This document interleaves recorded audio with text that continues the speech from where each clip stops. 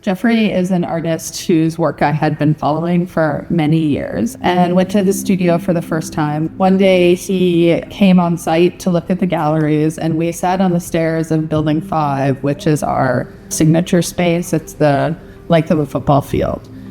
We like to start from nothing with an artist and really build a relationship with them. So we got to work with Jeffrey closely to conceive what the whole project would be. Researching the feasibility of all these different approaches, laser cutting or CNC colored mirror, plexi, finding various options to print directly onto plexiglass or directly onto glass. Our window vinyl installer recommended Decorative Films, saying there is actually an optically clear solution. When we were talking about the laser cutting idea, it would have meant much more labor and a huge cost. I remember we showed the material to Jeffrey and he loved it. And by putting that optically clear film over the mirrored plexi, it does something where it creates this depth of the image. And I remember when the first one went down, we were all like, it was a very exciting moment. It allowed him to really be able to stretch the design in a way that he wanted to. It could really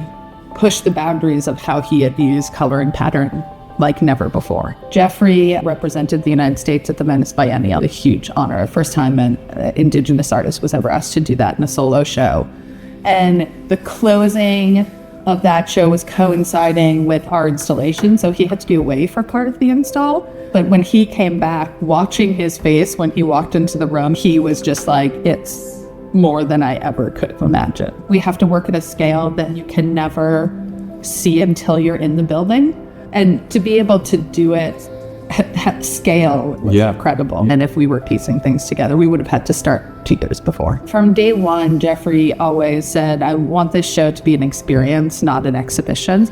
And being able to have this surface area that is reflective, but it's not just pure mirror. When people can see the end, they rush to get to it.